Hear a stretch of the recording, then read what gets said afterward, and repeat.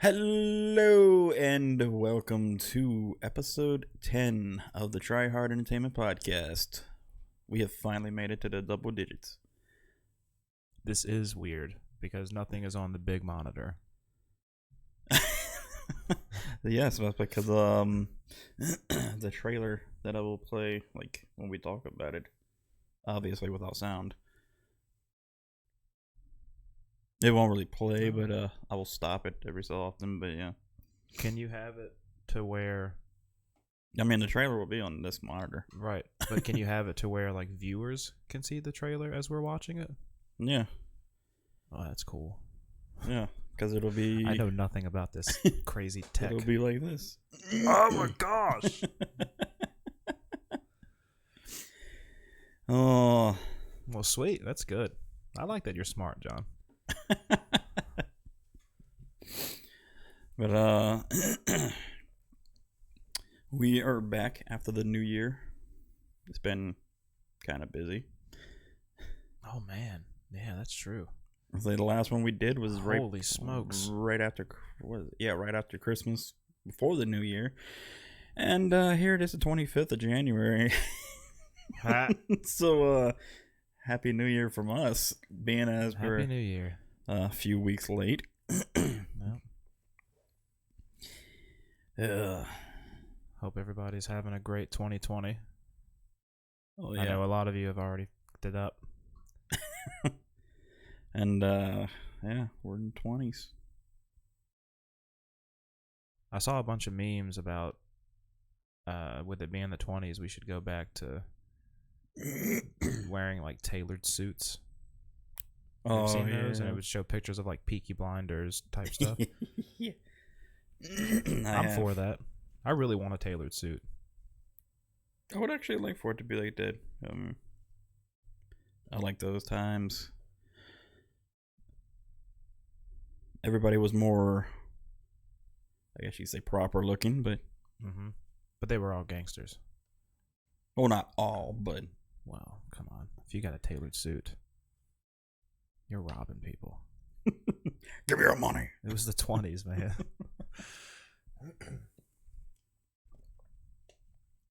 Although I don't think the Great Depression hit until the late 20s. But still. Yeah. I want a Tommy gun. Oh yeah. How much fun would that be? That would be a lot of fun. God. I'd get in a lot of trouble.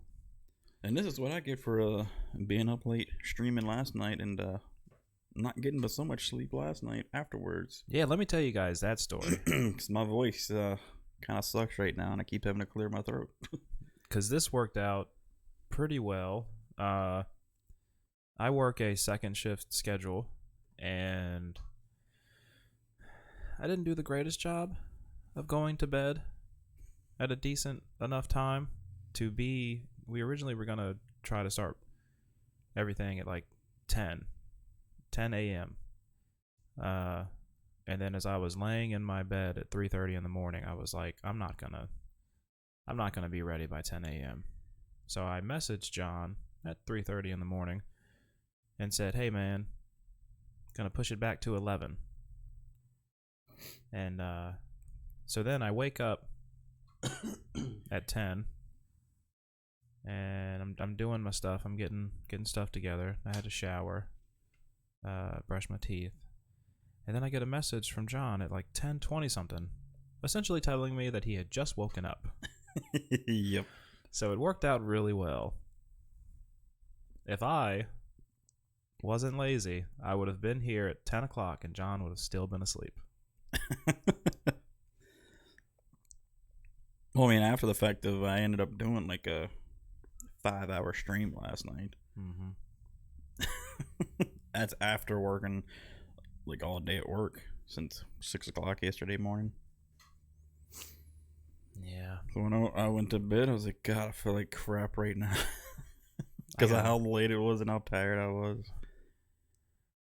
And we're speaking of work. We're gonna try to make this like not feel rushed. We've got time, but I have to work today, so we do have a window. But I think we'll be all right. Yeah, I mean, Yeah, we've got. I mean, I don't have to leave for another hour, 45 minutes, so we got plenty of time. I mean, plus, we're not streaming the episode this time. We're just recording it and gonna upload it afterwards. So, I mean, it gives us some extra time, and the episodes usually go about hour and a half to 2 hours anyway. So, Yeah, I feel like they're closer to like 2 hours. it really depends on. There's been some that have gone over 2 hours. Yeah. If anyone has a conversation with me, you'll see why sometimes we go over 2 hours. It's a trait I get from my dad. Like a ADD type thing. Just talking. Oh, you mean just talking? Talking. And then, I mean, ADD plays a part too, because you just go from one subject to the next. Like, as we were talking about all this stuff we've been talking about, I've been wanting to ask you, what the hell are all these Hershey's bars doing besides your laptop? I was snacking on strictly Hershey's. Oh yeah, I mean, you got the you got two different, the cookies and cream. Yeah, you got some variety. I was snacking while I was streaming last night. But yeah, it's like we'd be talking about something to do with Marvel, and all of a sudden it's like, oh, did you hear about the Flash? Mm-hmm. And then, oh, did you hear about this game? We'll bring it back into the main subject. Yeah, then we'll loop it back around. That's how any conversation with me goes, though. So I'm very comfortable speaking in that way. And then it was kind of like it was with the topic for this week too. It's like the original plan was Joker, the movie with Joaquin Phoenix, and then it was like all of a sudden, oh, Morbius trailer dropped. Okay, this is what it's gonna be in the MCU. It was such a big layout. The Joker came out on the 7th. It was released on DVD, Blu-ray, yep, and all that stuff.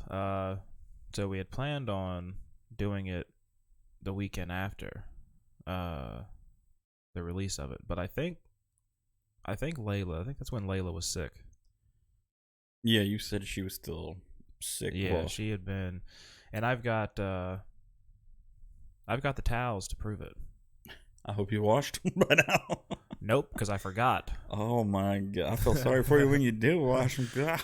I forgot that I had shoved them into a closet of sorts. Oh my god. Yeah. That is gonna be horrible. I'm not a very good adult. But yeah, so his reference to his daughters, if they ever see this, is do as I say, not as I do. I don't even know if I want them to do as I say. They shouldn't listen to me. Listen to their mom.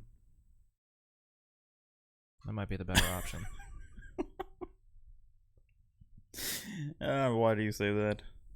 You give bad advice to him or something? Man, I was an awful kid.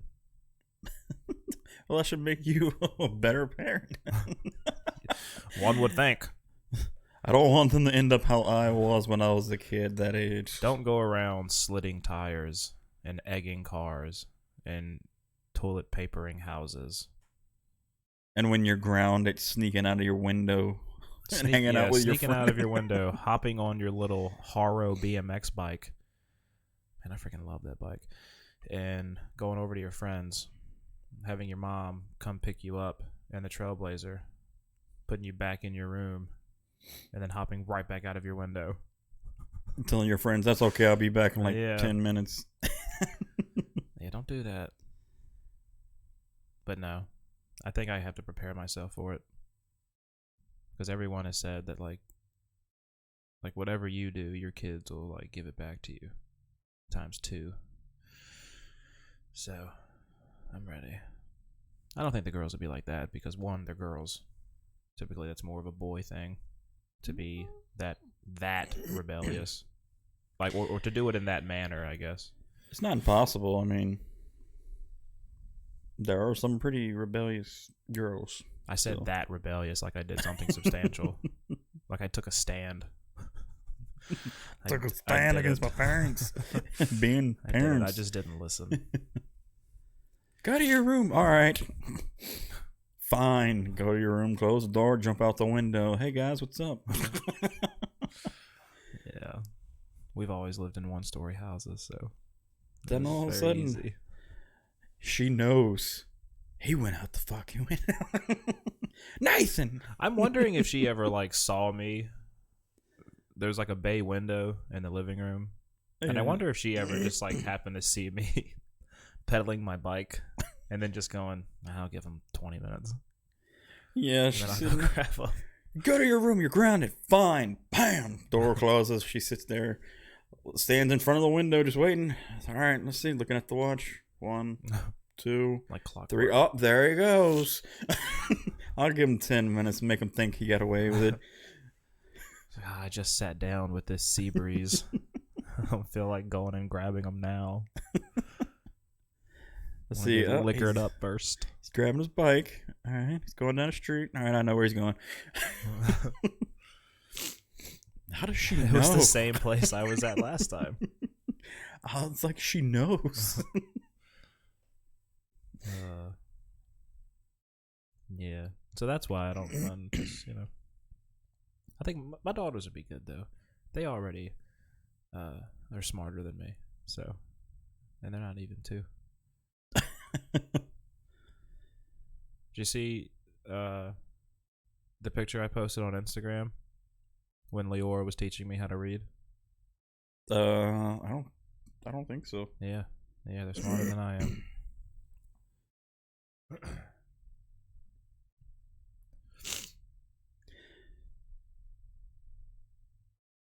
I'm just gonna make sick beats while John is looking at my Instagram.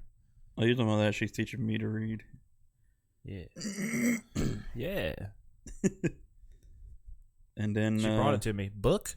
And I was like, the hell's a book? Oh. Why is this in my house? Okay, you gonna read this to Daddy? Forgot what a book was. You know, today's technology going around. Yeah. Everything's in the phone. Book? Don't you mean Google? That's how I learn.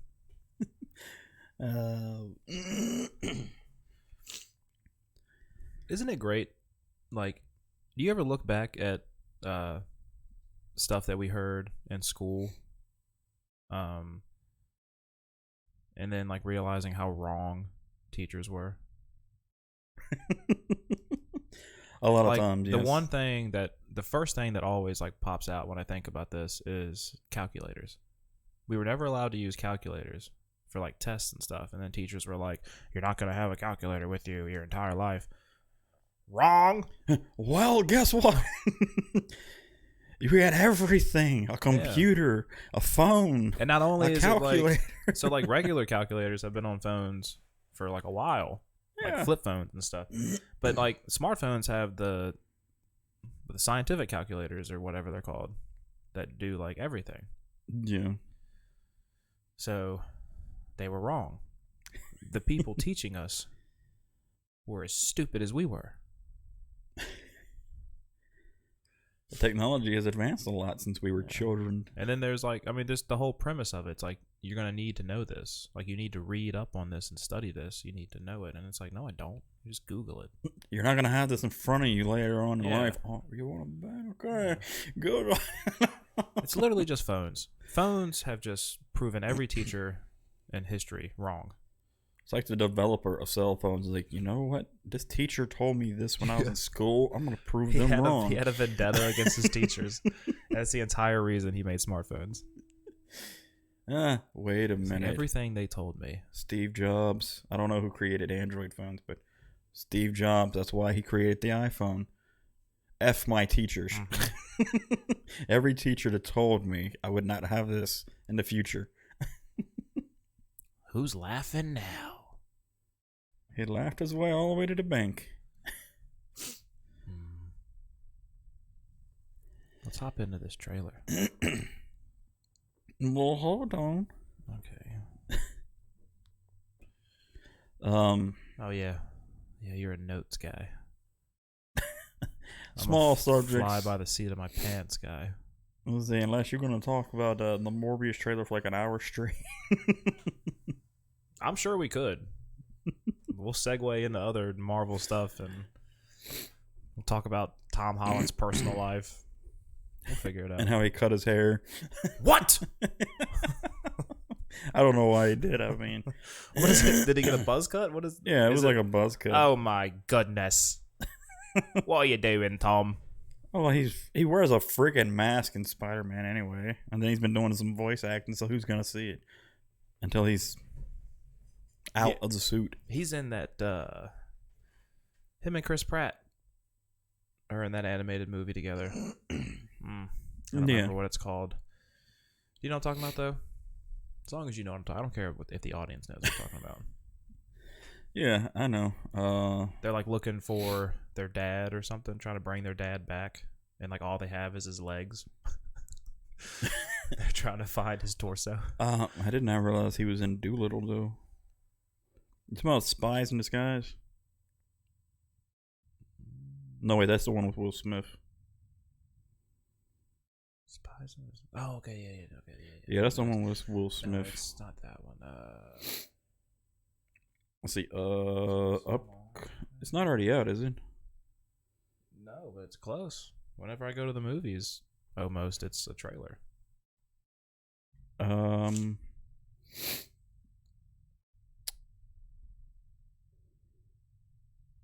Onward?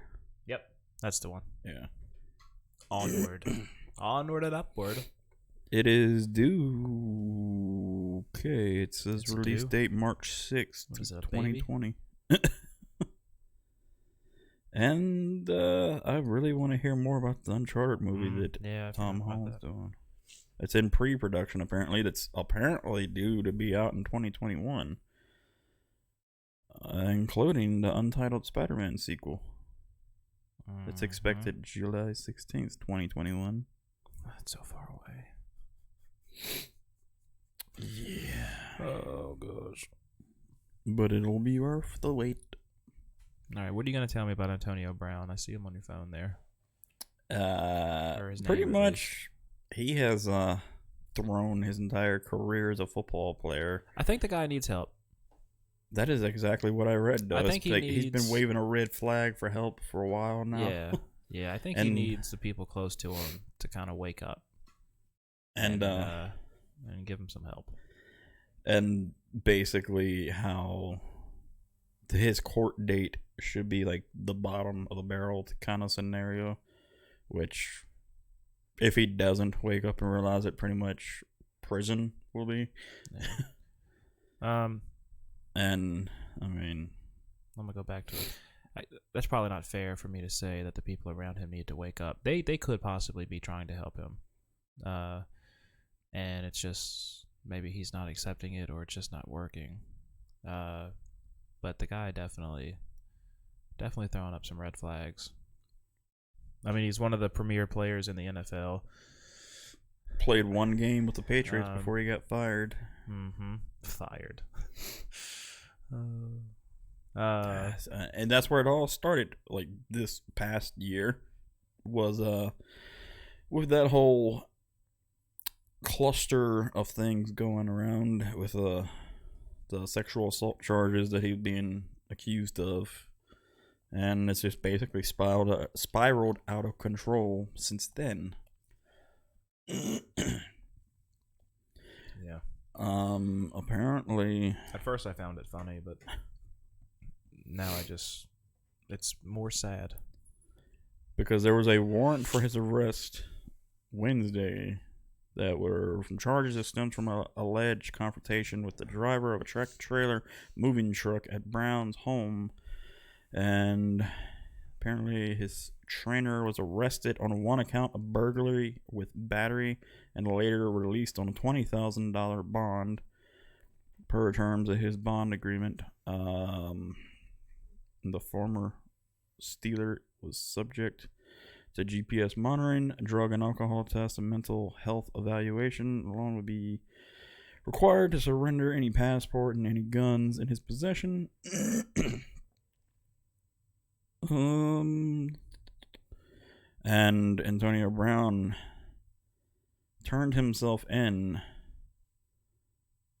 Yeah, that was on Thursday, I believe. Yeah. Because they put out a warrant for his arrest on Wednesday. I saw it like when I was streaming. And that just blew my mind. I was like, what? It was like a warrant out for his arrest. And then he turned himself in the next day, ironically enough. And he was granted $100,000 bond Friday morning following his arrest. Thursday night on charges of burglary of an occupied convenience and criminal mischief. So it's just I don't know what he's doing. He had a career. He played for, I think it was 9 years. He played professionally, making millions upon millions. To have a fantastic career that he basically, instead of making millions, he'd rather pay millions in legal fees for some odd reason. And I don't get it. I don't know. I mean, there's got to be something deeper going on. I don't think it's like just some. I don't think it's just like seeking attention, or I don't know. I don't know if I'm wording it right. I mean, he's spiraling out of control. Yeah, I think it's something. It's something deeper, something more alarming. I feel like at this point, because it's just time and time again that he keeps doing things like this.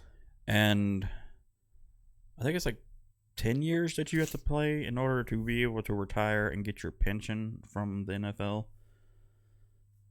I think is what it is. And he was like a year short of that. So it's like he screwed himself out of that as well. Yeah. And then on top of it all, Eli Manning retired as of yesterday from the New York Giants. My favorite story revolving around Eli Manning is the Hall of Fame debate. Whether or not Eli deserves to be in the Hall of Fame. Now, I think it's like the consensus that he will get into the Hall of Fame, but there is a strong push, like a strong movement behind the idea that he does not belong into the Hall of Fame. Why though? I mean, well, so he has 2 Super Bowl rings, but statistically he's had like 1 or 2 good seasons. The years he's only made the playoffs, he made the playoffs just 6 times in a 16-year season, and they were one and done the 4 years that they did not win the Super Bowl. So he was 0-4 in those, but then I guess 8-0 in the other ones. So his overall record in the playoffs is 8-4. But it was 2 Super Bowl runs, and then the other 4 playoffs, they didn't win a single game in the playoffs. He's statistically been underwhelming. He's led the league in interceptions like 2 or 3 times. One of those times, I think it was, he threw like over 25 interceptions. Or something like that. I don't know. There's a lot of data that backs up, and like he was never. I think it's the 2011 season is like his strongest one. But he was just never like a top 5 quarterback, and only once or twice was he like a top 10 quarterback or something like that. But those numbers might be a little off, but he was never like the guy. mm-hmm. I think when people were, even when he was in his prime, and then you're talking about what quarterback you'd like to lead your team, I don't think Eli was one of the first 5 names mentioned, unless you were a Giants fan. But I'm with that side of the argument. Like, he will get in because, you know, he stayed out of trouble. He is a Manning. Which now both are retired. Yeah, like their dad was a stellar quarterback. Peyton was a stellar quarterback. And then, Eli had a good career. Was not a stellar quarterback, but had a good career. He's a stats compiler because he just stayed healthy and played so long. So like his career numbers look good. Touchdowns, passing yards. But again, it's just a stats compiler. Like it's not, I don't know, like what he did in 16 seasons. There's like other people on that list that did it in like 12 or like 10 or just whatever. But yeah, but he's finishing his career like 7th in passing yards and 7th in touchdowns or something like that. Yeah. But again, it's just because of like longevity. It's not like he lit the league on fire year after year. So, but like again, with him being a Manning, doing everything the right way, like he stayed out of trouble. And and I don't, not trying to rag on Eli. Like he had a solid career. I don't think he had a Hall of Fame career. There are 2 Super Bowl runs that are going to push him into the Hall of Fame. Tony Romo was a better quarterback. Phillip Rivers was a better quarterback. Ben Roethlisberger is a better quarterback, and he has 2. Yeah, I think Ben's got 2 Super Bowls. Yeah. Lamar Jackson had a good season too, even though they didn't make it to the Super Bowl. Yeah, playoffs, man, it's a different animal. I was telling people that. It's like, well, I mean, I like Lamar Jackson. I like watching him play. Mm-hmm. He's really exciting. He's the quickest football player I've ever watched. Like his first step is insane. His jukes are insane. I mean, he leaves ankles all over the field. He's just super impressive. But yeah, the playoffs are a different animal. So, and he, man, I don't want to talk out of my ass because I'm trying to remember, but I don't think last year when they were in the playoffs, I think he just had like an average game. And then this year it was about the same. Once they went down, he was able to like pick up some stats. So his stats at the end of the day looked good, but he didn't play well most of that game. But the whole offense didn't. Like they were just shut down. Defense couldn't stop Derrick Henry, which is a really hard task. But I mean, you got to have a good defense to help with your offense too, though. Yeah, and the Ravens had a solid defense this year, but their offense was just unstoppable. Oh yeah, all of the misdirection stuff and motion and all that they were running. Oh, I mean, and then with Lamar just being a freak athlete. Oh yeah, especially with fantasy football. My God, he had maybe, as far as that goes, he had maybe 1 or 2 bad games the entire season. Yeah, and the rest of it, he just put up. It was like usually 20 to 30 points a game. One of them he put up, it was damn near 50 points almost. Yeah, that's because all the rushing stats that he gets, because rushing yards are more valuable than passing yards. Rushing touchdowns are more valuable than passing touchdowns. Although I think he only actually had like 4 or 5 rushing touchdowns. I don't think his rushing touchdowns was that much. He ran for a lot of yards. Yeah, but he didn't score a lot on the ground. The vast majority of his touchdowns came through the air. But yeah, the playoffs have been really disappointing. Wild card weekend was good. The who was it? Was it Bills Texans? I think it was Bills Texans. Wild card weekend went into overtime. That was a good game. I like that game. But the Chiefs Texans game was a watch. I mean, it was interesting to watch because Texans went up 24-0, and then were outscored 51-7 the rest of the game. But so it was cool to see the Chiefs just They literally came back in 6 minutes. They were down 24-0. Took them 6 minutes to erase that. It was Patrick Mahomes for you. That offense, man. It was so entertaining. But then at the end of the day, it was a blowout, and so it just wasn't too intriguing. Once the Chiefs started rolling, you just kind of knew what was going to happen. And Bill O'Brien was going to tuck his tail between his legs, get really scared, and lose the game. And that's what they did. So that was a blowout. The Titans beating the Ravens was surprising. So I guess that had some intrigue because of that. But again, another blowout. Like, it didn't, with the way the Titans offense operated, like once they kind of got ahead, you just knew. It's like, well, this is over. Some people said that about the Titans and the Chiefs. About they were shocked that the Chiefs actually took it. Well, see, that's the thing. Like, so the offense that the Titans run, like, you want to ground and pound, take a lot of time on your possessions, kill the clock as much as you can, but you have to convert those possessions into points. Like, if you have like a 10-minute drive and you miss a field goal, then it's just useless. But they're really good at doing those 10-minute drives and ending them with touchdowns, or at least field goals, but mostly touchdowns. They're really good converting touchdowns. But with the Chiefs, like, they don't need time.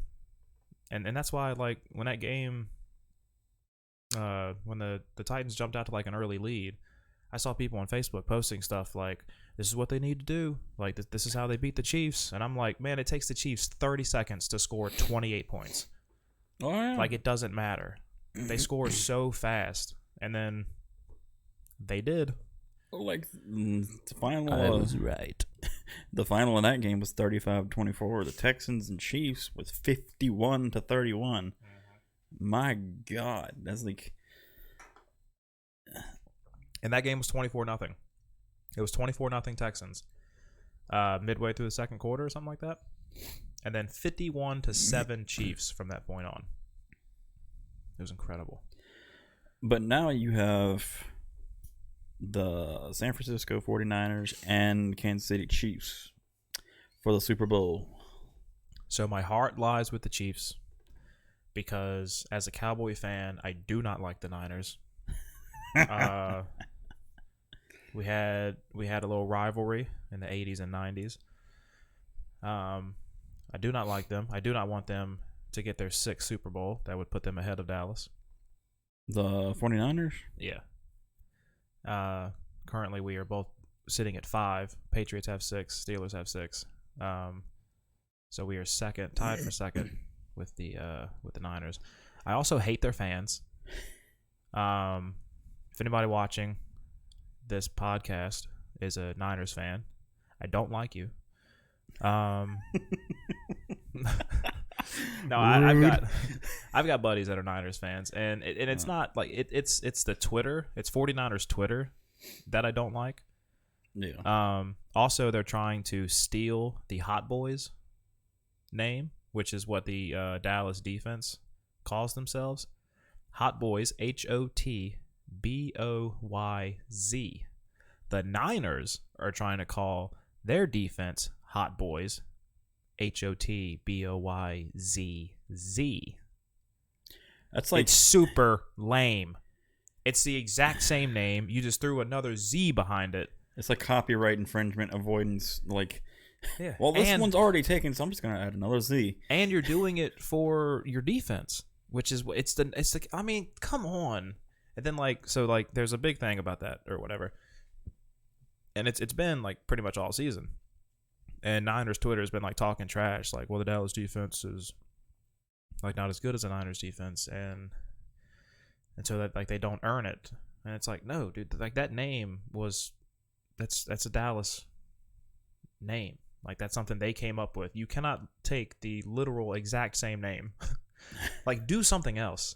But the Niners filed, well, I don't know if it was like the Niners team or exactly who it was, but they filed for the trademark Hot Boys.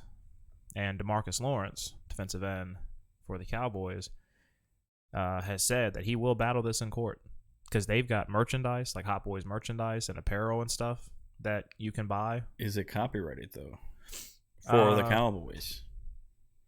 See, that's the catch. That I don't know if it is like a trademark thing or whatever. I mean, if it's copyrighted and they've got like merchandise out on it, then they don't stand a like 49ers don't stand a chance in court. But I think that I don't think that they're gonna. I don't think the Niners could get the trademark because of the fact that the Cowboys had it first, and they've been, even if they didn't trademark it, like they've been selling merchandise with the name on it, and you can't just add a freaking Z to it. Like, I don't know, it's just dumb. Yeah, and it's also stupid with the second Z. Like, it just looks stupid. Hot boys. Hot boy Z. Hot boy. Hot boy snoring is what it is. But Z. It's me when I sleep. But when it comes to the Super Bowl, like they usually say the defense always wins in the end, but then you got a strong defense from one team going against a strong offense of another team, and the way Mahomes has been with making a comeback when it's like 24-0, like in no time at all. You know, like San Francisco and Chiefs.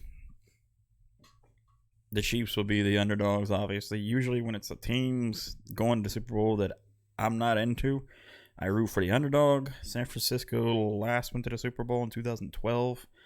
And Kansas City has not been to the Super Bowl since 1969. So that's essentially like a freaking curse like it was with the Boston Red Sox in the World Series. When it took them forever to get back to the World Series. And it almost feels like the same way with the Kansas City Chiefs. So it would be good for the Chiefs to win, especially being that long since the last time they went. When they won Super Bowl 4, or were in Super Bowl 4, they won it. So right? I'm saying, but they hadn't been to the Super Bowl since like '69. Yeah, which is insane. I mean, what's the spread? You said Niners are favorite. According to that's the matchup predictor. Yeah, the matchup predictor according to ESPN. Kansas City is like a heavy favorite according to that. Yeah, the ESPN Football Power Index for the matchup predictor has Kansas City 64.8% versus San Francisco's 35.2%.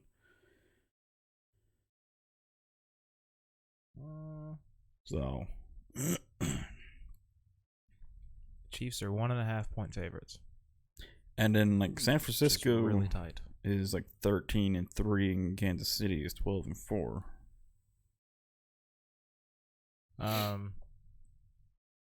So they both had fairly decent seasons.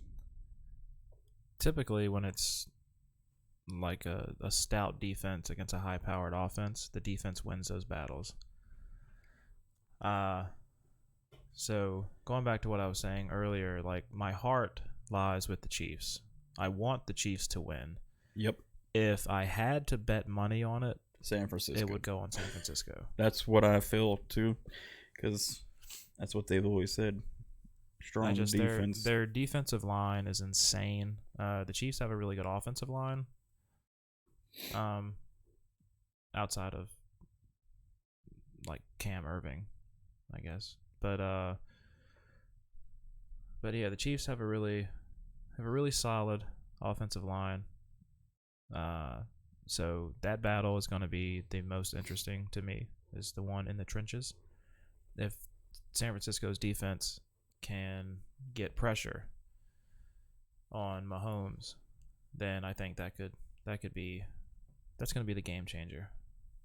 Although I saw a stat earlier, according to PFF, Pro Football Focus, that Mitchell Schwartz, who is the right tackle? He is a tackle for I think he's the left tackle, for the Chiefs. It would make more sense he's the left tackle. He has played like 90-something pass rush snaps, and it's only allowed one pressure in the postseason, which is really impressive.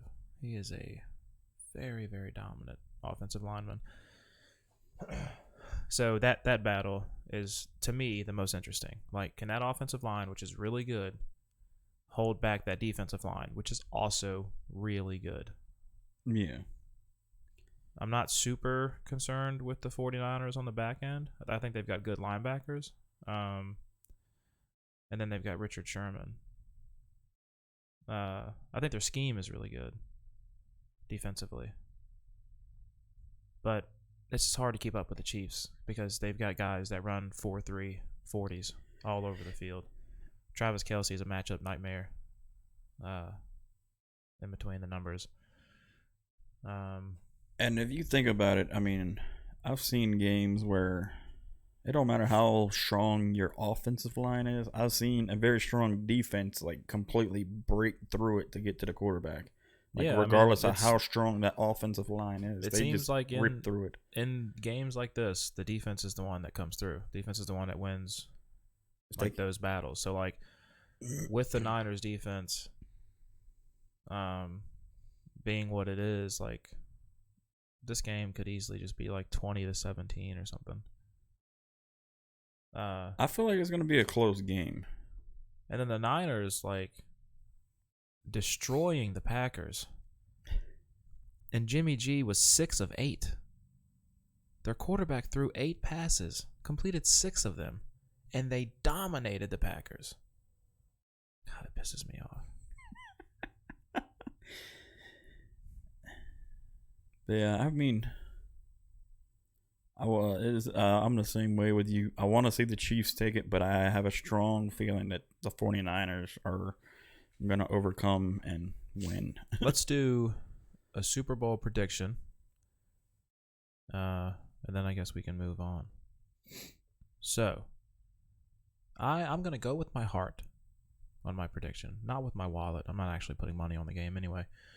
But I'm going to go with my heart. And my heart says Chiefs 31. Niners 21. That's what I'll say. 31-21. Instead of a 20-point difference, it's going to be a 10-point difference. I wonder if I like that. Because their last one against the Texans, Kansas City, was like a 20-point difference. Yeah, because it was like 51. Well, yeah. I'll say 23. 31-23. That's what I'm gonna go. I'm gonna go with 2 touchdowns and 3 field goals for the Niners. That's what I'm gonna do. That's like making a specific bet. Yeah. That's what I'm doing. 4 touchdowns, 1 field goal for the Chiefs. So it's going to be 31-23. Niners with a chance to drive late in a 1-possession ball game. Touchdown, 2-point conversion. You go into overtime. Jimmy G's going to throw a pick. God, if they go in now, I wouldn't. They're going to run. They're going to run. Jimmy G's. Then they're going to go play action. It would not surprise me. Jimmy G's going to try to throw it to Debo. Interception. Wouldn't it be crazy if... It doesn't have to be that exact. But they're going to drive the field down 8. Jimmy G's going to throw a pick. Ball game. Chiefs win the Super Bowl. That's what I'm saying. So I'm sorry. Go ahead. Getting all riled up, yeah. Wouldn't it be crazy if it did go into overtime for the Super Bowl? That would be... I feel like it would be a close matchup unless one of them just has a horrible game, which is the worst time of the year to have it when you've made it to the Super Bowl. Yeah. But I've seen it before. Broncos versus Seahawks. It's an awful game for the Broncos. Really good team all year, and I think they scored 8 points. They lost 43-8. It was a great Super Bowl. I loved watching it. The Broncos have been... they've been on the wrong side of a lot of Super Bowl blowouts. I feel like I'm gonna look that up right now. But I feel like, I don't know, in the history of the Super Bowl, I think the Broncos have been blown out more than any team. Yeah. Granted, you got to be there to get blown out. Yeah, you got to show up. So the fact that they're there is a good thing. But they got blown out. Take notes, Miami. That one game where it was just a complete blowout. It's if like they didn't score at all, not even a field goal. Who? Miami, in one of the games this past year. Oh, it's like they didn't even show up. It was like I forget what it was to 0. Yeah, they didn't get nothing.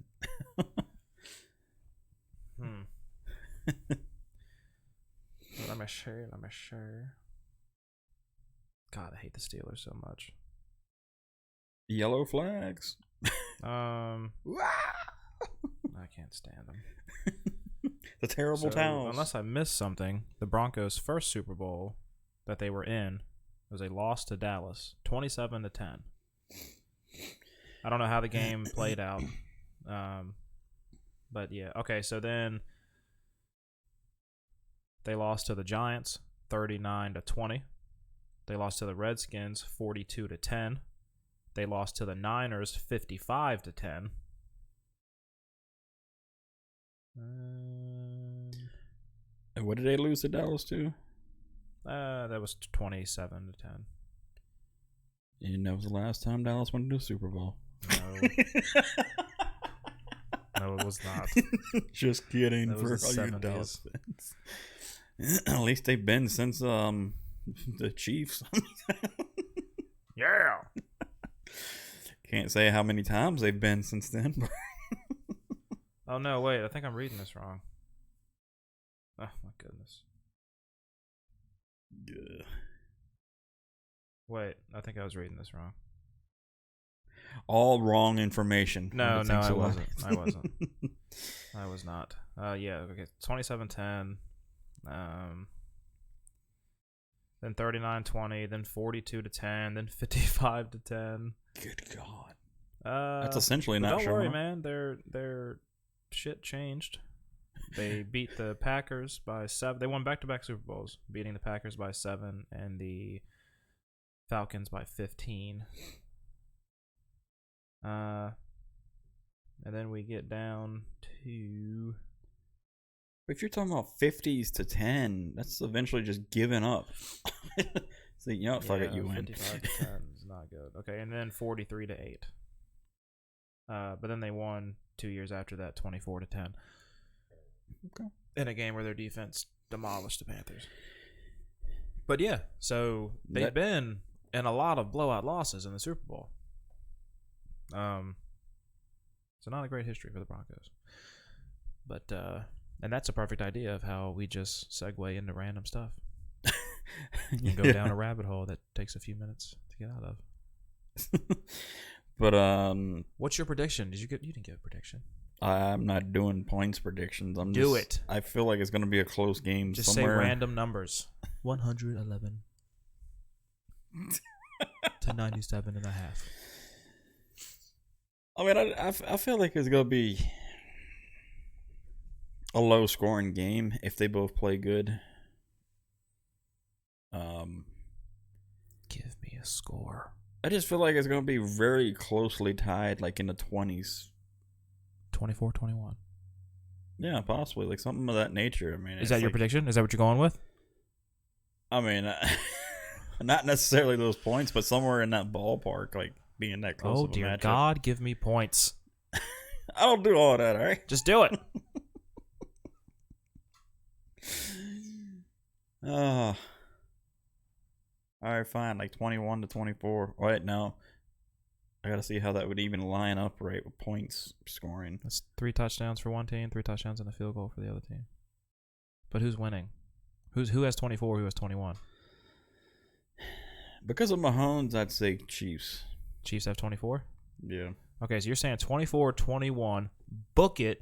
John's guaranteeing 24-21 Chiefs. But they got to get past San Francisco's defense. I mean, and I'm saying 31-23 Chiefs. So we both have Chiefs winning.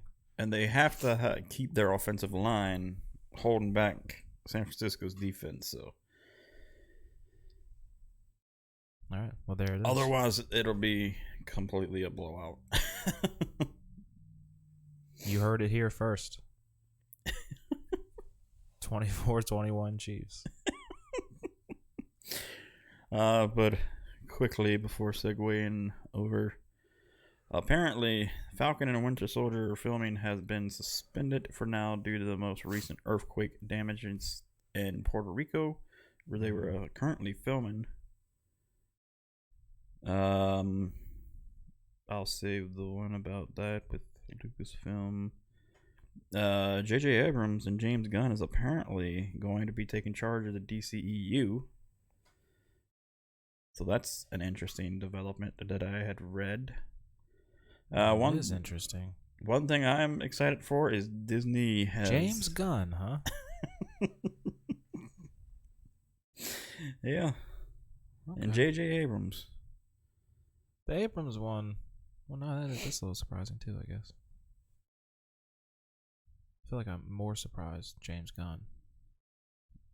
I mean, that's just what has apparently been rumored. But, yeah. But then Disney has announced, which they released a trailer for as well, for season 7 of the season 7 and the final season of Star Wars Clone Wars series that is set for release for February 21st, 2020. I 100% thought that has been done. No, it just took them a while from season 6 to season 7. Okay, maybe that's why I thought it's been done. I thought they just did 6 seasons and stopped. Yeah. And then don't know when, but one thing that Joe and I talked about when him and Amber came over to see our house, which is the first time I've seen him in quite some time, was about how the Chili Peppers recording a new album with John Frusciante since he's now officially back. And I'll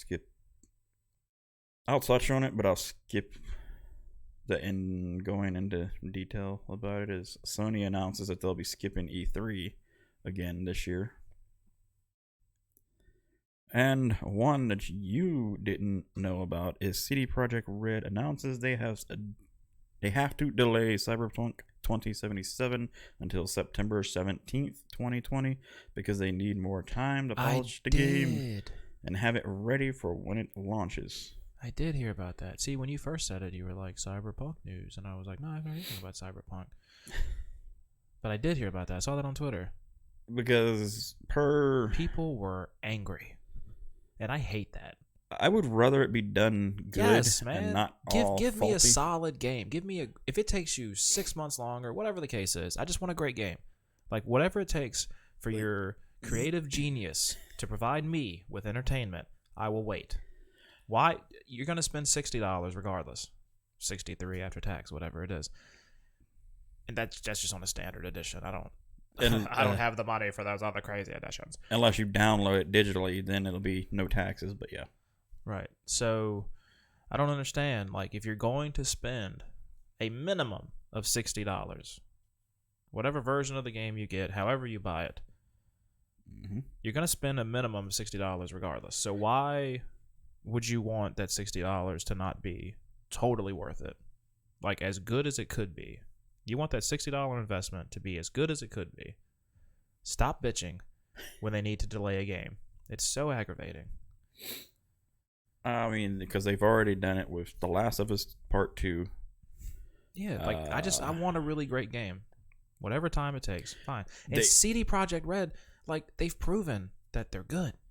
Oh, yeah. Like, they make good content. I mean, great games, great stories. Like, they've proven that they do that. So just trust them. Like, I trust Naughty Dog to no end. You need more time? Take it. Oh, yeah. Definitely. They haven't released a bad game ever. So, like, whatever it takes, man. Like, I'll wait. I'm not going to sit here and freaking rush Picasso. I'll wait. I'm fine with it. Gonna drop $60 anyway. Rather it be extra worth it. Oh, yeah. And I cannot find it now. I had seen something where apparently Dead by Daylight 2 has been delayed. Like, wait, there it is. I'll go back to Cyberpunk. Dying Light 2. Yeah, Dying Light. What did I say? Dead by Daylight. Oh, shit. You know what's weird, though? Is you said Dead by Daylight 2, and I knew you were talking about Dying Light 2. Because the first thing that popped into my head was Techland, and then me and my buddy Cody have been really... Like, we played the crap out of Dying Light. Loved it. Played the following DLC. Just all over it. We were all over it. And we've been so stoked about Dying Light 2. So, like, when you said Dead by Daylight 2... Like, the first things that hit my mind were like, I wonder what's going on with Techland, and then, man, Cody's gonna be disappointed. But apparently, he has to wait a little bit longer because he's one of those people.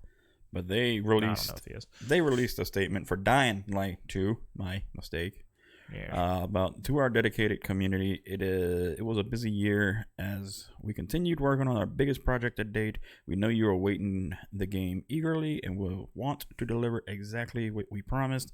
We were initially aiming for a spring 2020 release with Dying Light 2, but unfortunately we need more development time to fulfill our vision. We will have more details to share in the upcoming months, and we'll be back to you as soon as we have more information. We apologize for this unwelcome news. Our priority is to deliver an experience that lives up to our own high standards and to the expectations of you, our fans. Please stay tuned, and thank you to our fans around the world for your continued support, patience, and understanding. All right, go back to just the line about needing extra time to fulfill our vision, something like that. It was pretty early in the statement.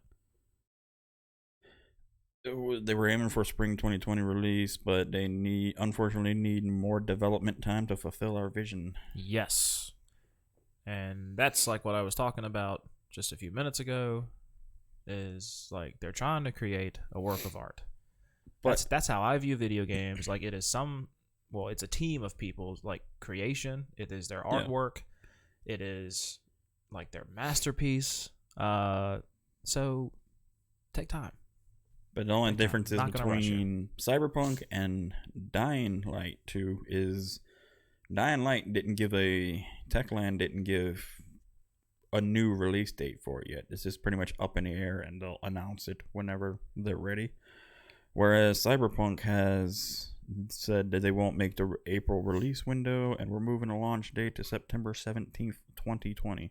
Oh my god. We are currently at a stage where the game is complete and playable, but there's still work to be done. Night City is massive, full of stories, content, and places to visit, but due to the sheer scale and complexity of it all, we need more time to finish playtesting, fixing, and polishing.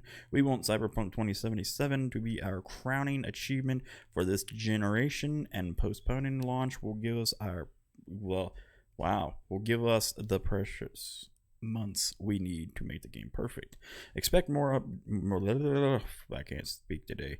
Expect more regular updates on progress as we get closer to the new release date. We're really looking forward to seeing you in Night City. Thank you for your ongoing support.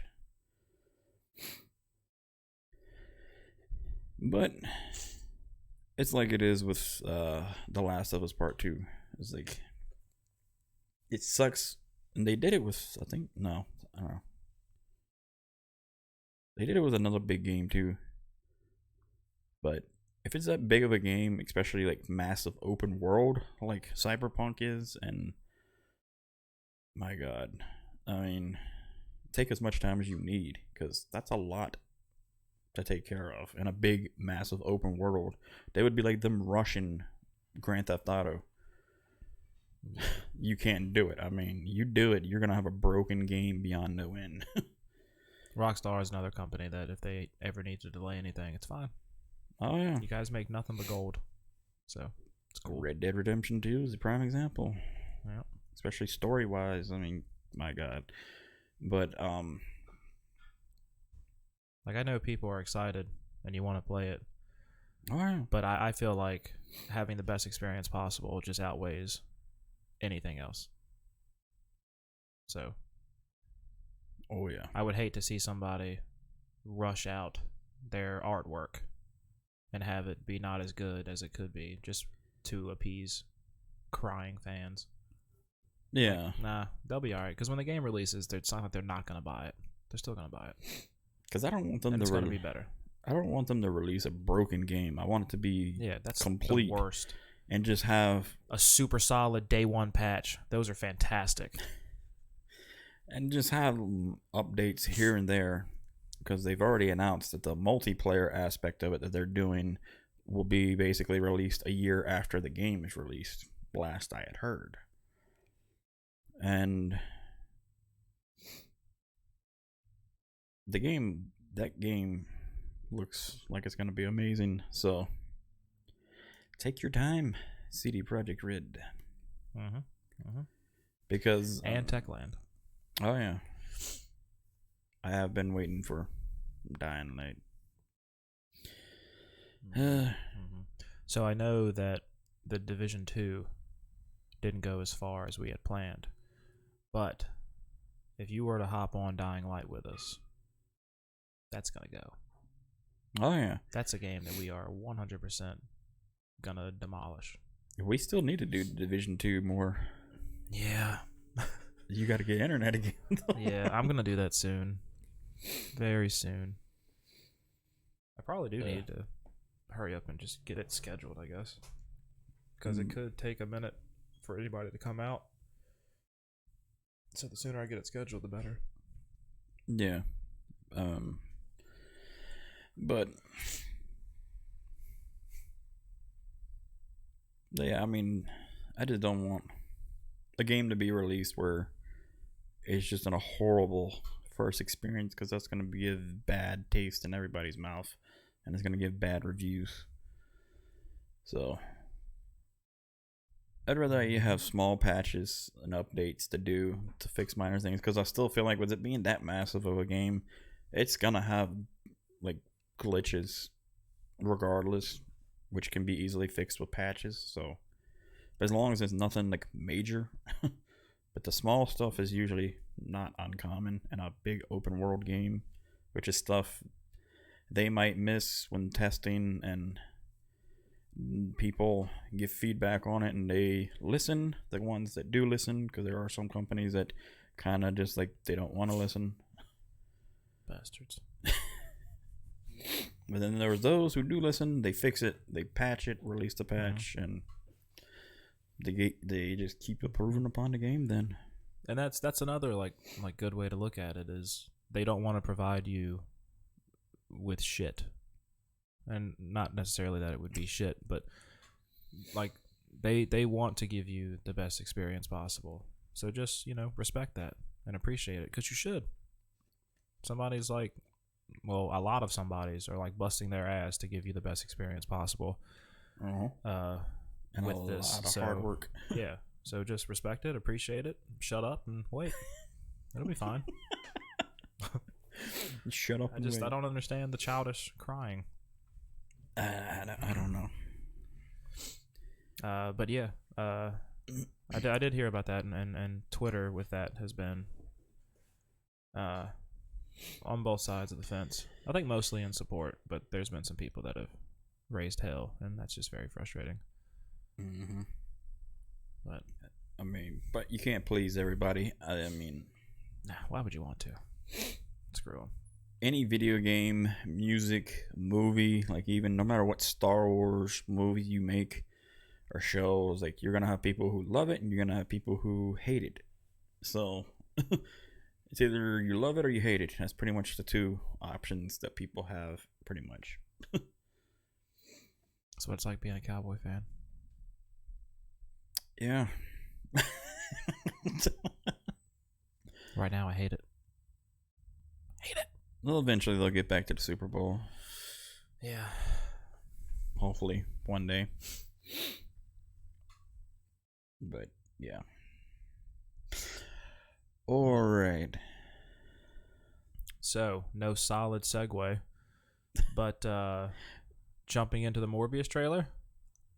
Oh, yeah. Alright, let's do this. Are you gonna talk about your, Huh? You gonna talk about your predictions too with the whole aspect of the trailer? What do you mean? Did I tell you something that I forgot? Well, I mean, like with kind of what they're setting up for. Yeah. Are we going to do that now? Or we're going to go going through the trailer. I guess like going through the trailer. All right, yeah. We're going to talk about all that.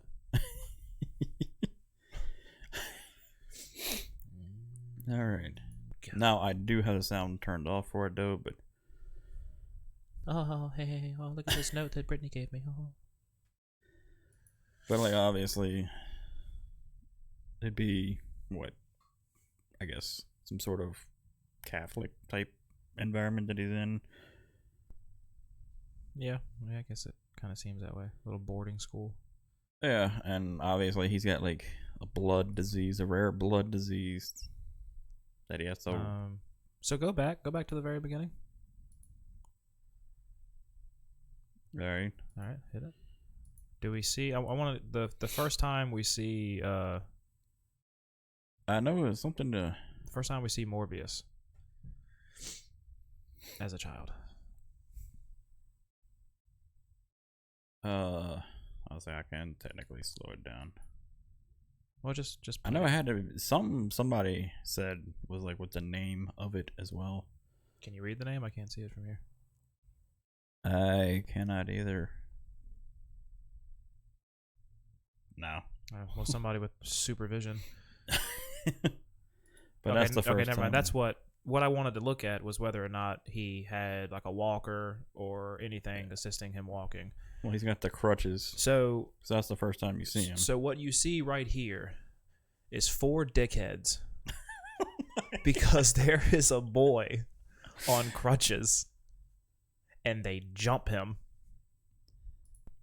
Just for no reason, they're looking at something. And then the doctor turns the corner. Yeah. And the boy with crutches is getting jumped. Finds him getting beaten. I swear to God, if my kids do anything like that. Don't become a bully. Oh God. And then it looks like the same. Don't be that mean to people. And then it looks like you get the same doctor that's helping him through so this like a medical wing of it. So this doctor, the one that turned the corner, the unnamed doctor so far, they just refer to him as Doc. There is a secret behind this doctor because they are not giving his name, at least as of right now, because this is the first look for the teaser trailer. There's nothing, there's no name credited or whatever like to that actor. There's no character name, so there's some mystery there, and he's a doctor. Mm-hmm.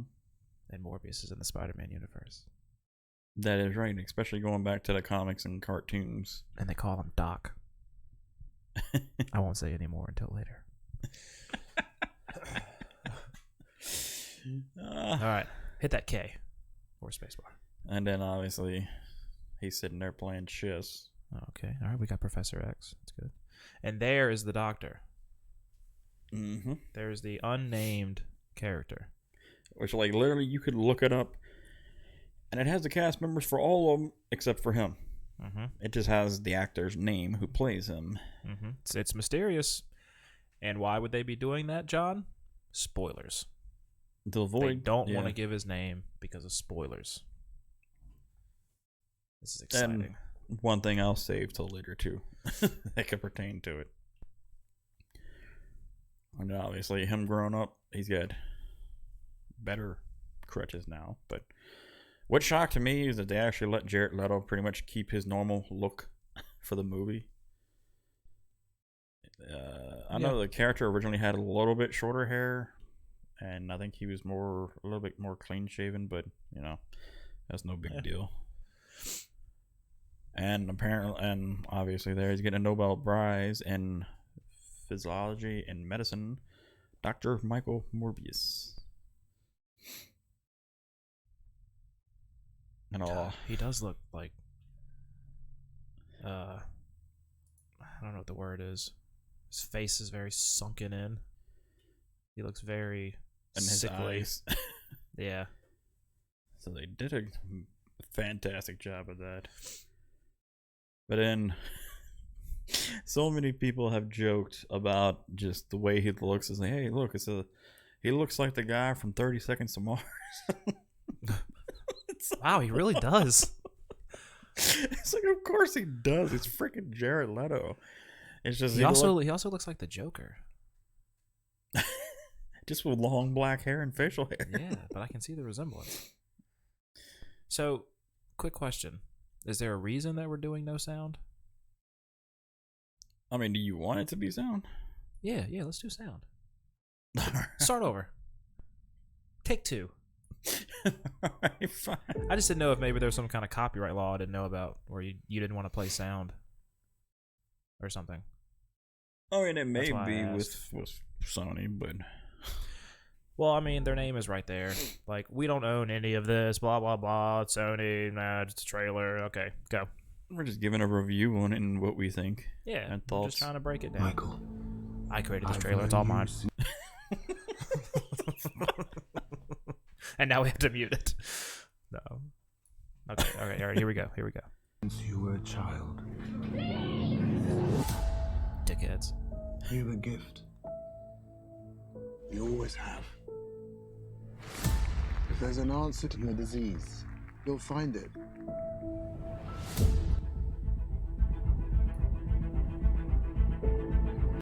And that's another thing too that a lot of people point out is like Sony.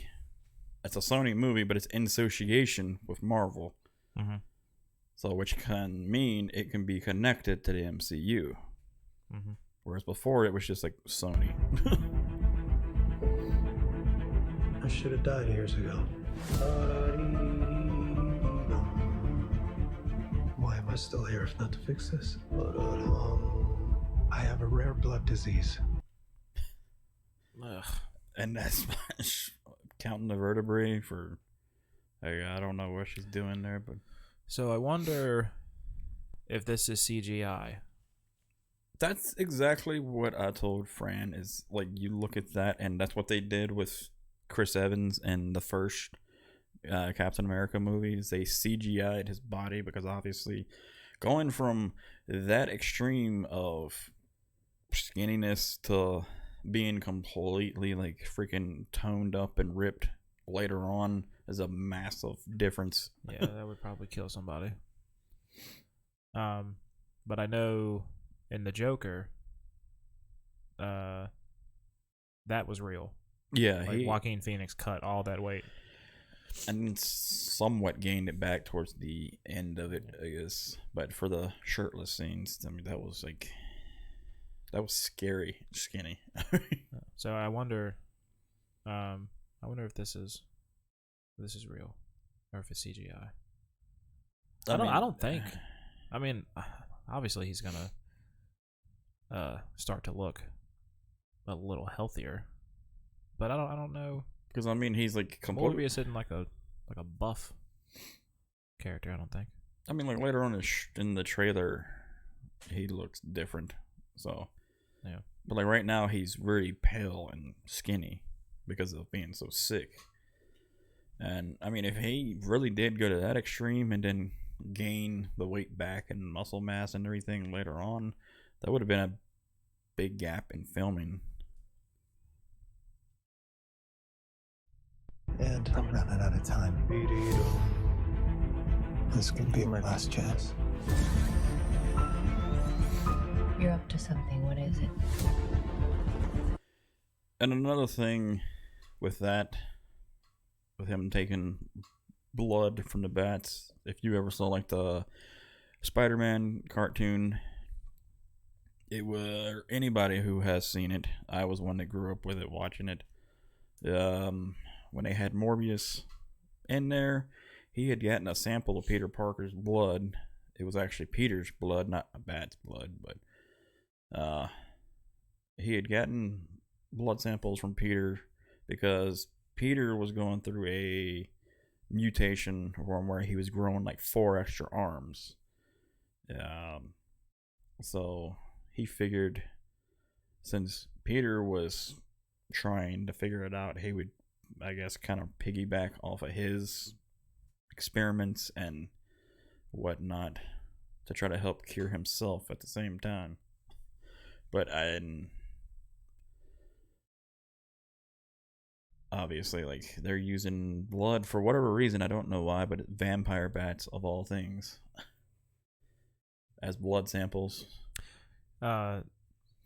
So when I first watched the trailer, that's one of the things I thought was like, man, this bat thing seems a little cliche. So I kind of hope that they give some information as to why he's running tests using bats, and not just the fact that vampire lore consists of bats. Like, I want some reason why you're using bats. And a vampire. I don't want it to just be like, I don't want it to just be cliche. Like, give me something. Give me some kind of background. Yeah. Because, I mean... Which it seems like something Sony would do is not to give any information. Just be like, oh, well, bats, vampires, it makes sense. But I feel like they would, because, I want some logic. Considering this is just the official teaser trailer first look for the movie. So obviously it'll be more trailers, and I hope the full-blown movie will say more. Like, I want it to be something like they found out that bats are, like, immune to this disease. So if you can kind of, like, infuse their blood with yours, then it would cure you of it. Like, something like that. Give me something. It can be as simple as that, but I want something. Which, actually, right here is what he's actually doing, too. Because of when he pulls a tray out and has a sample and you got the bat pinned down. When she makes that comment, This could be my last chance. You're up to something. What is it? it's like, so she knows he's trying something. From that, she just doesn't know what it is. When obviously it would be the case of he's trying to cure a blood disease that he has, and it goes horribly wrong. So what happens here is, like, it seems like with the way the trailer plays out, that maybe he needs the blood of a bat in order for this. Like, maybe he just kind of read something, some kind of mythological thing, and you need the blood of a vampire bat in order for this. I don't know the word I'm looking for. Yeah, especially to go from like here with him being in a lab taking blood from a bat, and like obviously infusing it with his own blood to do it, to coming here and Exactly legal. and obviously pointing out this is not exactly legal at the same time. Obviously it shows that it's something they shouldn't be doing. I want to see you get hurt more than you already have. This would be a cure.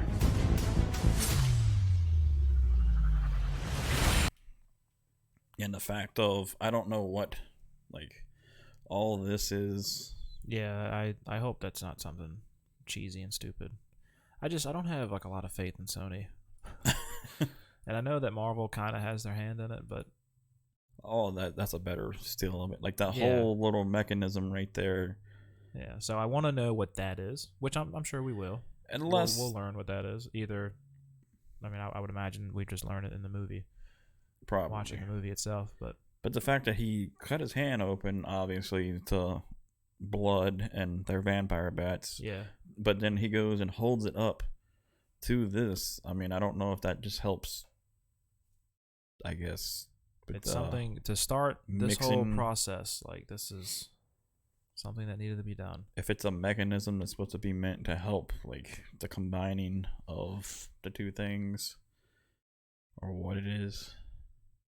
Because right now it says absolutely nothing besides the fact of him saying this is not exactly legal. And then it just looks like a dope ass sprinkler system at this point. I mean, essentially what it almost looks like is like a decontamination type thing that you'd go through. Kind of, sort of ish, but obviously, like, I've heard some people talk crap about it because he cut his hand open and holds it out and whatnot. But I mean, obviously, it makes sense because what are vampires drawn to? The smell of blood, just like sharks. I mean, he does it to draw them out toward them. Are you saying sharks are vampires?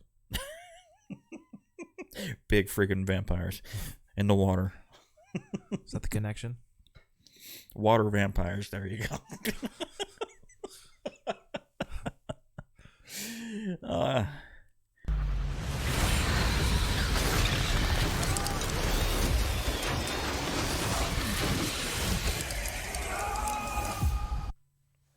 Okay, so and something drew the bats to his hand because they don't land anywhere else. it's like that one is going straight towards his hand. But I mean, it's like this part and one other part later in the trailer. It reminds me from Batman just because of the way it does. But why there are so many bats? Well, never mind. I do know because he cut himself open and they're supposed to be vampire bats, but that's a lot of freaking vampire bats.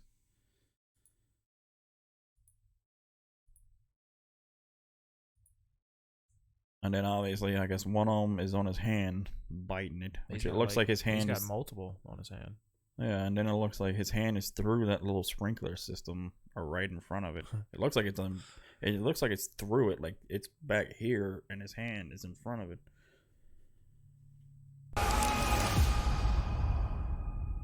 At what cost?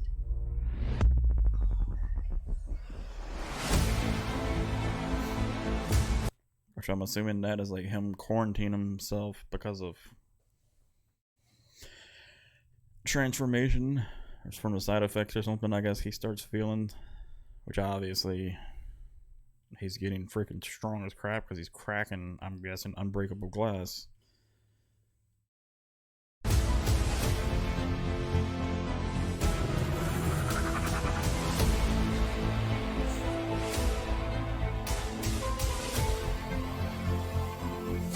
Michael, what's happening?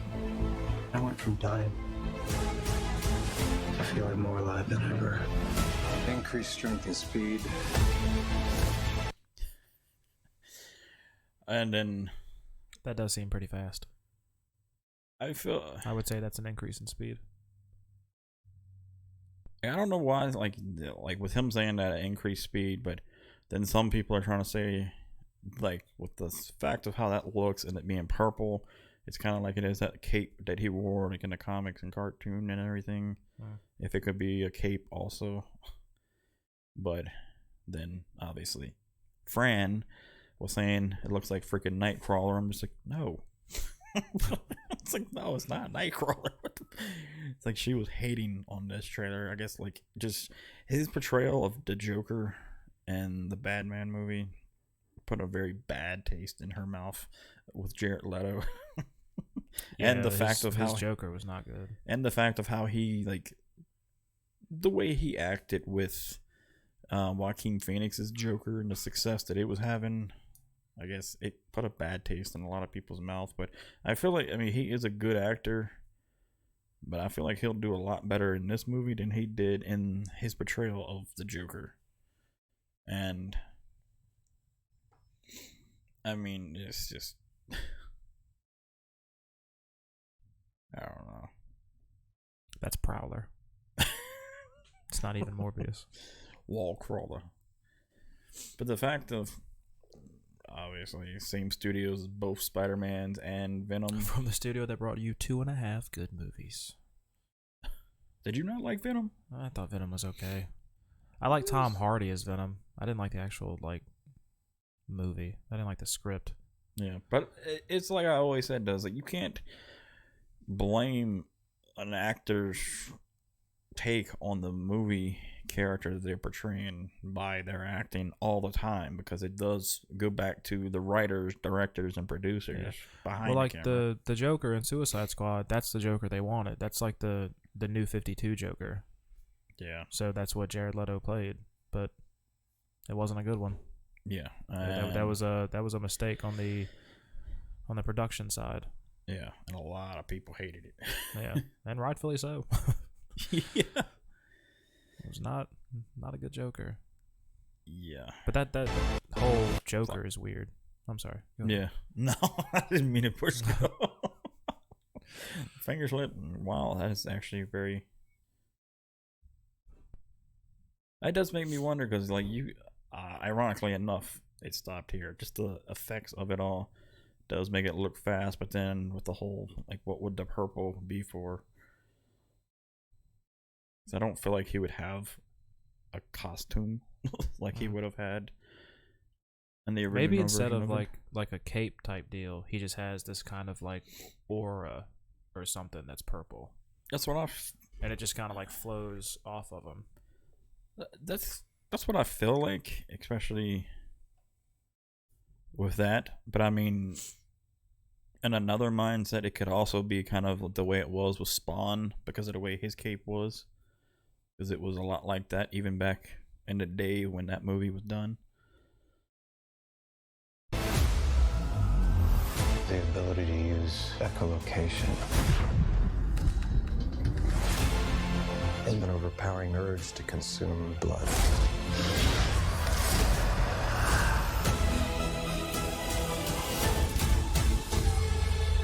How far are we? Hey, But also, this is where it gets really exciting. but before moving on to that, also like in the cartoon of it, like there's these like little things in his hand that would like pulse when he could sense blood, which is kind of takes to that point of when he says an insatiable urge for blood, because obviously the whole vampire aspect of it all, which again Fran thought was kind of dumb, but it resorts back to the bats and whatnot. But So he was released from a prison, that's what I'm saying, and also, or he escaped a prison, because shouldn't probably it looks say. like he has clothes.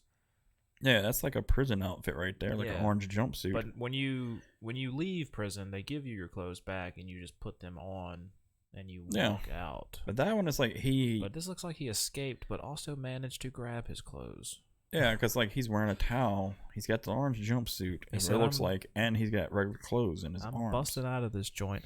Oh, or he broke out and stole those clothes off like a clothes hanger I was like, that does look like a clothes hanger there, in an alleyway. because in prison they would your clothes would be folded up in a bag, not on a hanger. That's true too.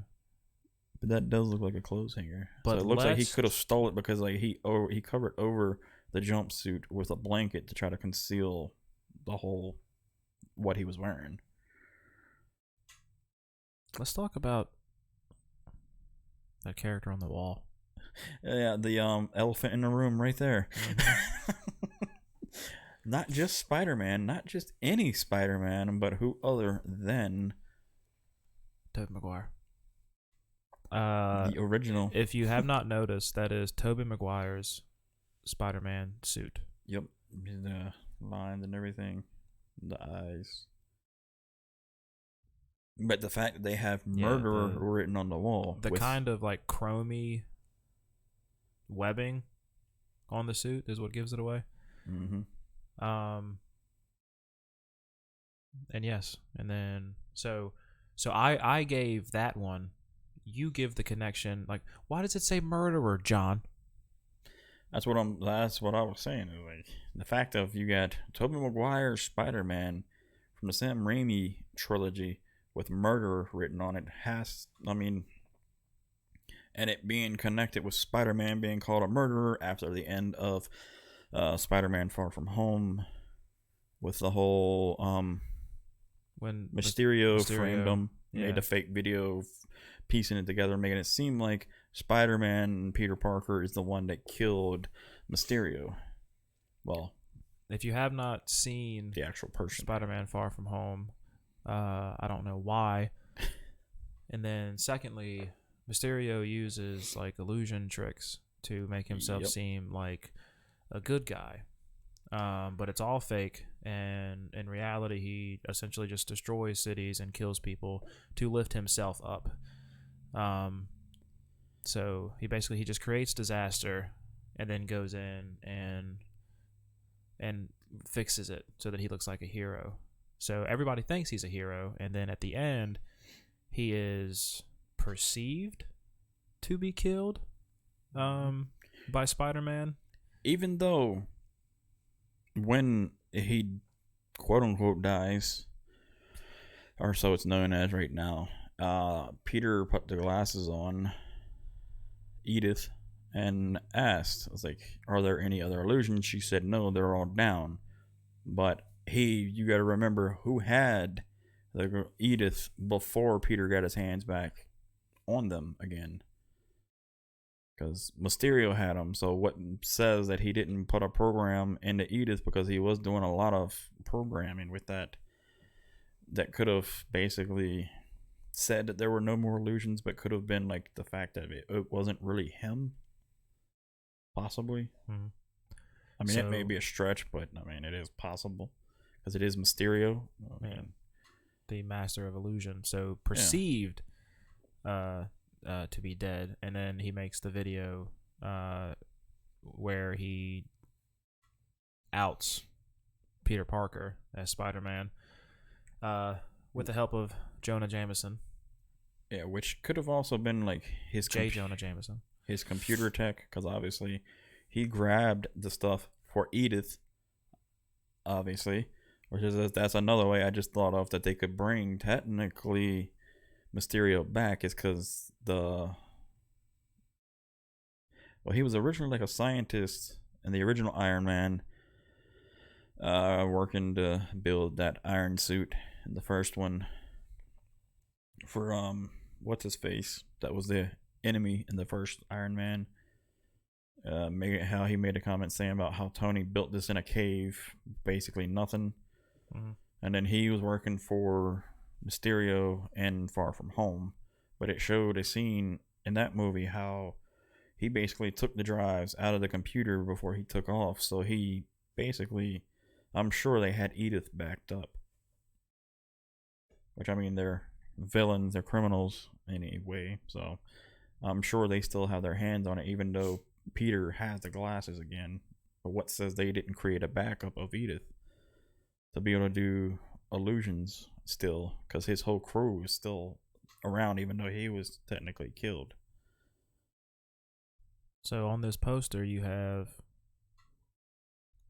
the Tobey Maguire Spider-Man with a reference spray painted to the Tom Holland Spider-Man, which has gotten people excited about a potential live-action Spider-Verse, which has been highly rumored and speculated. And so that could be a clue going towards that, which is one of the most exciting things which a lot of that's people ever happened in my life. Which a lot of people have been wanting to see a Tobey Maguire, Andrew Garfield, and Tom Holland in a Spider-Verse movie, live action Spider-Verse movie, which it is possible to do. And in Far From Home, like the multiverse was like all but confirmed. They made like references and the to events it and stuff. So and the events of Infinity War and Endgame, obviously with the multiverse. And everything, leading into Far From Home that took place right after Endgame. So that is curious to see, but it is being. I had actually like totally forgotten with like Endgame. What? The use of like the multiverse. Yeah, because they used the quantum realm, the time travel. Yeah. But So yeah, it was confirmed before Far From Home. Yeah. Oh god. And it has been speculated that they're building up apparently they've been building up to a live action Spider-Verse for a while, and they've also been building up to none other than the Sinister Six movies too, because there apparently is going to be a Kraven the Hunter movie in the works as well, along as being as well as being rumored to be connected into the Spider-Man movies too. Sony's gonna do a standalone Kraven movie. There was speculation that Kraven could be the villain in the third Tom Holland movie, but then people don't think that that's necessarily going to happen because he's going to have his own standalone movie. I feel like it will come after the third Spider-Man movie. Because it feels like with this one, if they tie it in, and Venom, which obviously in the end of Venom, they are also, which I don't know if they would do. You probably won't see Carnage until the second Venom movie because they built up for that one, and then they've been building up for the Sinister Six. And the end of Far From Home, you had Vulture in prison, and you had I forgot the guy's name, but he is technically the Scorpion as well. That they come face to face with each other in prison, saying that word on the street basically is that he knows who Spider-Man is, and he made up a lie saying, "Well, if I knew who he was, he'd be dead already." And I think there's a thing about that is kind of telling, because in the original Sinister Six storyline, it fails because the members of Sinister Six, they agree that they all have like a common goal, but they refuse to work together because each of them wants to be the one that kills the Spider-Man. So in that credit scene with Vulture and Scorpion, when he says, rumor has it you know who the Spider-Man is, and Vulture says, if I knew who he was, he'd be dead already. So he's not giving up he's not giving up the fact that Peter Parker is Spider-Man, because he wants to be the one that takes him out, which is the thing with the Sinister Six, the original Sinister Six. But the thing is, with that video going viral at the end of Far From Home, obviously they'll somehow come across it, being they're in prison and they're bad guys. So eventually they're gonna see it and find out who Spider-Man actually is. And we don't know like where in the Sony Spider-Verse, like where this storyline falls in. Like I don't unless there's something well, no, it's got to be after Far From Home because of the murderer thing. Yeah, because it seems all tied in. So then, and then obviously, what I'm trying to remember where in the whole, I guess like MCU storyline that Homecoming took place.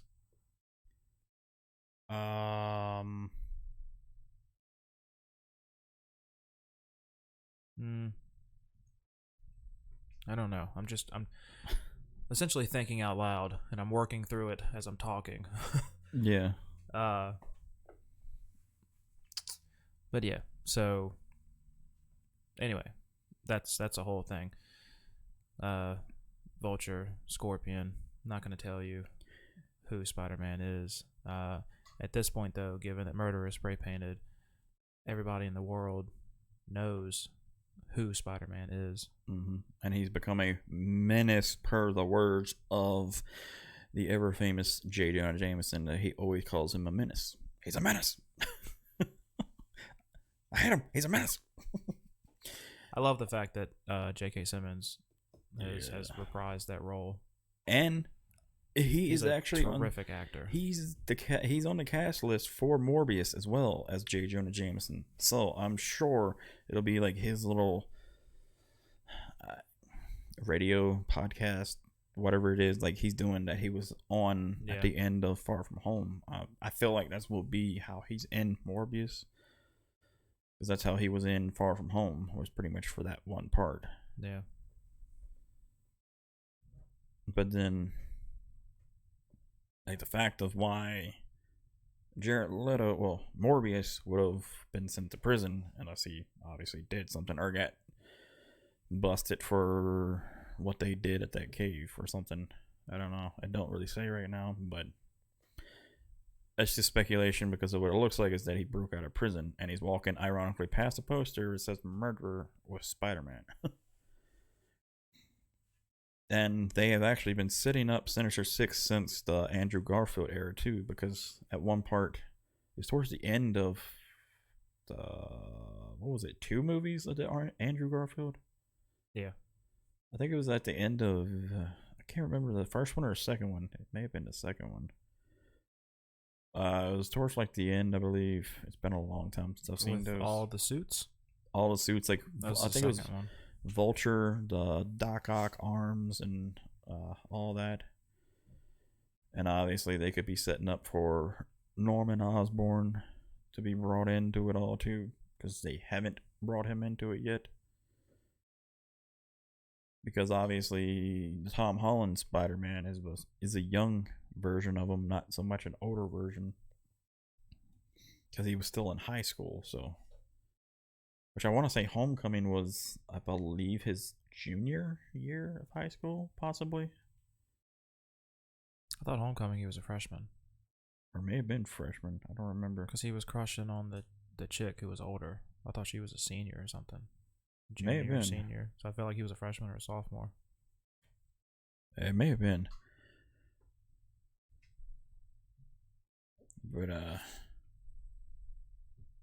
But yeah. It's interesting to see. You're allowed to go. Go fix something that's broken. And that was another thing I had saw in somebody's video of when he's on. That actually just looks like a guard though, so that person may be wrong about it, but the fact of him killing somebody and yelling out like that is like either he doesn't really want to do it, or somebody's theory was that he just killed his best friend that was, I guess, some sort of guard too, so I guess it could make sense. But the fact of him to have that reaction after killing somebody. Until the remedy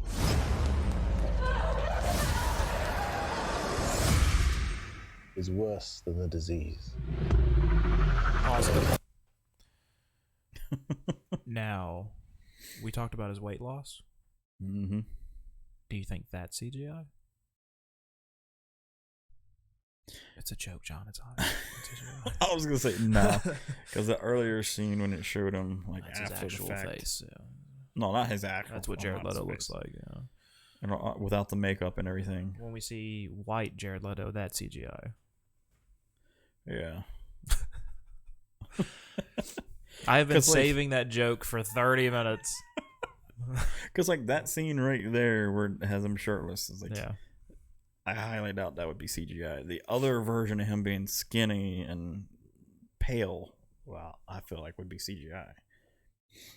But then just the way his teeth are, Yeah, that's real. actually kind of like This is real teeth.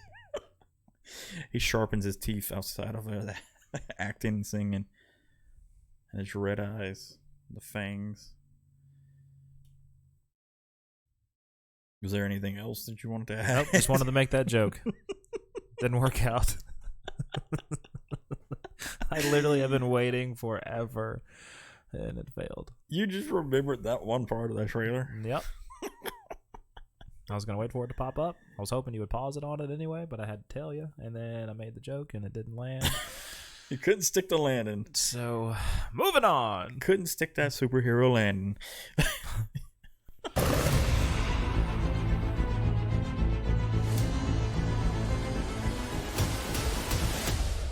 And the another part that especially you've been waiting for is right here. Michael Morbius. Got tired of doing the whole good guy thing. What's up, Doc? But And you can, like... I just love Michael Keaton. oh yeah. You can tell that's him, like, when he just starts talking. And the fact of backing up to that because all those stuff that popped up, he's still wearing. Like, it looks like he's in. He's He's in a van, but he's still in the Yeah. prison jumpsuit that he was at the end of Homecoming. Mm-hmm. Let's go back to see Morbius. What's Morbius wearing? When he walks up to him, Yeah.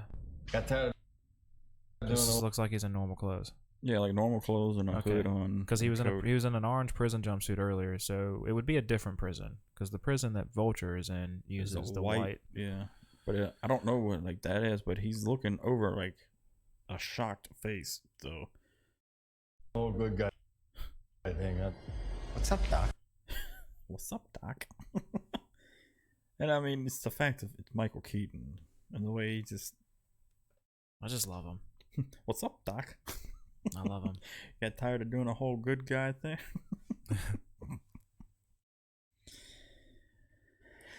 But I mean, I don't know.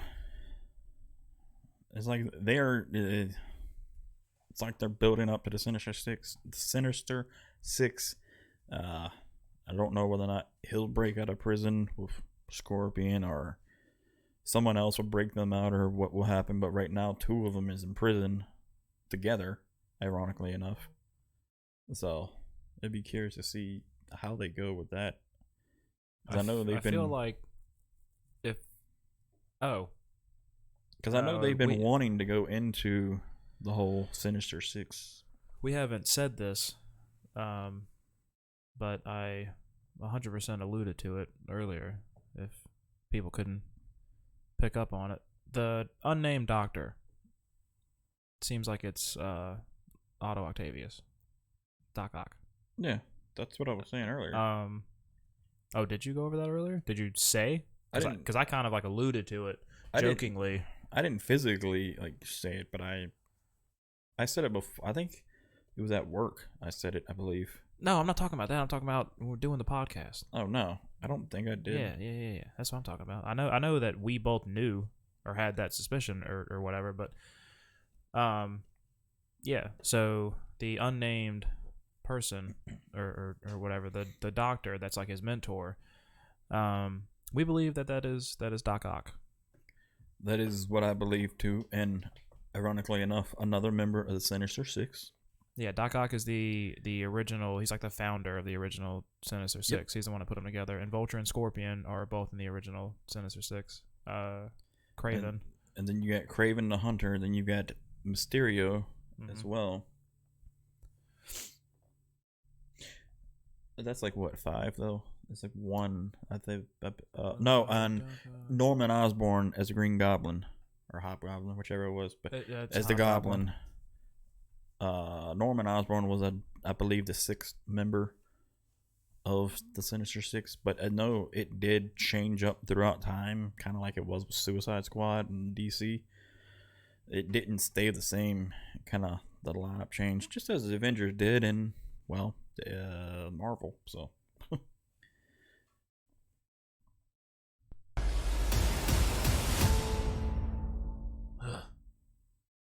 Alright, so that was that whole scene, never mind that. It was when he's walking up, What's up, Doc? when he looks over shocked, because it's like he's walking right past him. So I don't know if he's broken out of the prison here, which I just thought of too, how he's just randomly walking by and he sees him. That looks like police lights, unless he's being escorted into a van to be transferred somewhere or whatever the case may be. But I feel like that scene would be leading up to something as well. So. Yeah, so this, just based on like what he says to him, you have to think that this is either like at the end of the movie or it's like a post-credit thing. Because he says, tired of doing the good guy thing, huh? Or whatever it is. I think somebody had pointed out, it's like Sony has the track record of doing like post-credit scenes in their trailers, kind of like it was in some of their one other of the movies, videos I watched. or the ending of the movie, like in the trailer, but you never even know it until you actually watch the movie. And he pointed out the Venom. Yeah. That's what they did in Venom. But yeah, you can, like, listening to what he says, like, so obviously they're aware that there's been somebody going around killing people and getting blood. So Yeah. that would lead you to believe that it's at the end. At least at the end, I would think. And then obviously Dr. Morbius, and he's getting a Nobel Prize earlier in the trailer when he's walking up to the stage, so he is a well-known doctor. And he's obviously a lot healthier. Yeah, when he walks up to Vulture. So it has to be after everything. Yeah, because Michael Morbius. Got tired of doing the whole good guy thing. I mean, he looks a lot healthier. He's walking without assistance. Like, yeah, he's got the hood on. And his way he starts talking to him, he kind of like hesitates and kind of stops and then keeps walking as he goes by him, like it caught him off guard. At least that's what I had noticed when he come walking up to him. Got tired of doing the whole good guy thing. Right there. What's up, Doc? And then that I'm grin that excited he about gives this him. movie. And then the grin that he gives him at the end after he says it. Yeah, so he's obviously aware of what he's doing. So that's why, you would think that it's the end of the movie, it's post credit, it's something. So that's going to be like the cliffhanger that will build to something else. I want to know if Doc Ock's going to be revealed. That's what I'm wondering. At some point in the movie, are they going to say his name? Somebody gonna, maybe the woman that's helping him in the lab, she'll run over to him and say, Otto. Yeah. And then you're like, oh! Otto Octavius. Audio. Wow. Audio Octavius. Otto Octavius. Doc Ock.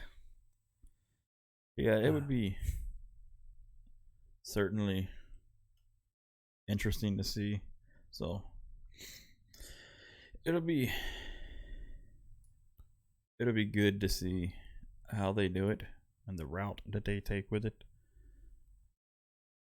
So we did good with timing, because I need to leave in like 1 minute. Yeah, and I mean the podcast did run a little bit longer, but just the fact of all the other stuff we talked about, we actually hung around on football, the NFL, and Super Bowl a lot longer than I thought we would, which is not a bad thing by any means. Because I didn't even like think about talking about football.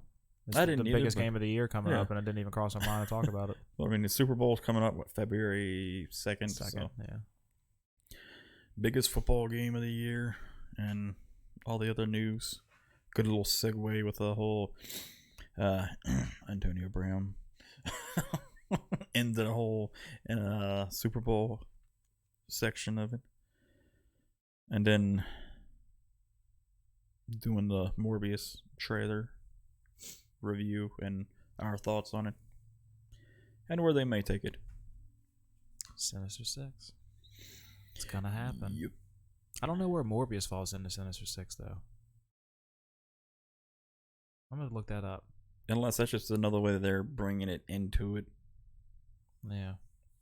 I'd have to look it up too to see, because the way they're going about it. So it'll definitely be interesting to see. All right.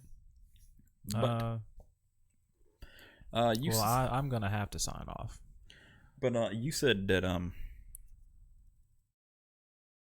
it'd be like pretty much every other week, especially when you working Saturdays. Is it the weekends Yeah. you don't have your daughters Yeah. before you go to work? Yeah. So Would be easiest. as long as I'm working. Goodness gracious. It'll it'll keep being like a morning thing when we start, Yeah. leading into me having to leave and go to work. Mm-hmm. So, But but yeah, and then it's just a lot easier when I don't have the girls. I don't have to worry about finding a sitter, paying a sitter, depending on who I find. If I gotta get my sister to watch them, then I gotta pay her. But anyway, completely understandable. my mom be doing it for free. She's an angel. But that's gonna about wrap it up for this episode. It did. The episode ran a little bit longer than I thought it would. I feel really good about this one though. Yeah, I do liked too. it. I especially like the trailer breakdown. We haven't done that before. Yeah, That was fun. we gotta do it more often. Yeah. And if you all enjoyed the podcast, make sure you hit that like button. If you're new here and you enjoyed it, make sure you hit that subscribe button and enable notifications so you know next time a new video goes live.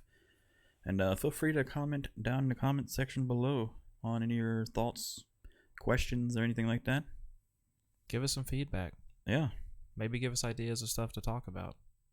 Give me something to look up and research. And right now we still got stuff. Yeah. In the future to talk about. We just haven't gotten to it Yeah. yet. But we've always got we do little bits and pieces stuff, and then we kind of go to like the main topic. Yeah. So in the little bits and pieces section, that's what I'm gonna call it from now on. The bits and pieces. The little bits and pieces section of the episode. Yeah. But yeah, feel free to suggestions, whatever. Mm-hmm. I'm open for anything. But you wanna? Apparently, I can't talk today, and I'm still Infamous tired. wannabe. Is that where you're going with that? Yeah, to let everybody know where they can find you. NFAMOUSONEUHB. Infamous wannabe. That's where you can find me on Twitter, Facebook, Instagram. Well, like my Facebook like URL thing or whatever. It's just like / infamous wannabe.